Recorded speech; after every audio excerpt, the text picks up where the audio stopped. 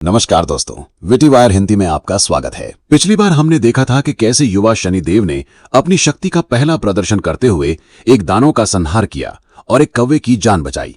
आज हम जानेंगे कि कैसे शनिदेव को उनका सबसे वफादार साथी मिला और कैसे उनके भाइयों के मन में एक गहरा संदेह पैदा हुआ।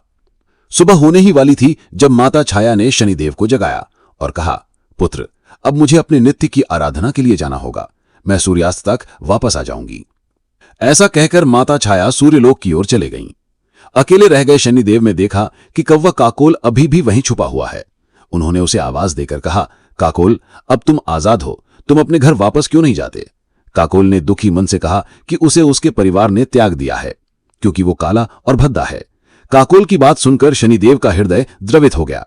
उन्होंने उसे अपना वाहन स्वीकार कर लिया। काकोल की खुशी का ठिकाना न रहा। उधर सूर्यलोक में देवराज इंद्र सूर्यदेव से मिलने पहुंचे। उन्होंने सूर्यदेव से कहा, हे सूर्यदेव, हमारे 2 देवगणों पर किसी ने हमला किया है। ये सब एक बालक ने किया है। सूर्यदेव समझ गए कि यह उनका पुत्र शनिदेव था, लेकिन वो इंद्र के सामने अपनी संतान का भेद नहीं खोलना चाहते थे। अहंकार में उन्होंने कहा, यह सब मेरे पुत्र यम ने किया है। इंद्र को संदेह हुआ। वो कुछ देर और रुकने के बहाने वहीं छिप गए। कुछ देर बाद माता छाया सूर्यलोक पहुंची। सूर्यदेव ने उनसे कहा, संजा, अपने पुत्र को अपनी मर्यादा में रहना सिखाओ। किसी को पता नहीं चलना चाहिए कि वो कुरूप मेरा पुत्र है। उसी समय यम और यमी भी अपने पिता और माता की इस वार्तालाप को छिपकर सुन रहे थे। उधर दानवों के गुरु शुक्राचार्य उस दानव की प्रतीक्षा कर रहे थे जिसे उन्होंने भेजा था। जब वो नहीं लौटा तो शुक्राचार्य स्वयं जंगल में गए और उसे मृत पाया। अपनी दिव्य शक्ति से उन्होंने जान लिया कि उस अज्ञात शक्ति ने उनके दानव को भस्म कर दिया है। उन्होंने तुरंत और अधिक असुरों को शनिदेव की खोज में भेजा।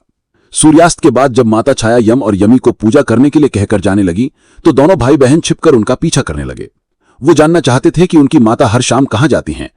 जब वो जंगल में पहुंचे तो उन्होंने अपनी माता को एक अलग रूप और वेशभूषा में देखा। ये देखकर वो भ्रमित हो गए। उसी समय उन्होंने जंगल में दानवों की उपस्थिति को भी महसूस किया, जो चारों ओर खोजबीन कर रहे थे। असुरों को देखकर वे दोनों घबरा गए और शनिदेव को देखे बिना ही वापस लौट गए। माता छाया भी शनिदेव से मिलने पहुंची। उन्होंने शनिदेव को बताया कि जंगल में असुर मौजूद हैं। उन्होंने शनिदेव से कहा कि उन्हें उनसे छिपना होगा। शनिदेव ने अपने साहस और न्यायप्रिय स्वभाव से कहा, नहीं माता, जो अनुचित कर्म करते हैं वो छिपते हैं। मैं नहीं छिपूंगा। मैं इन असुरों से आपकी रक्षा करूंगा।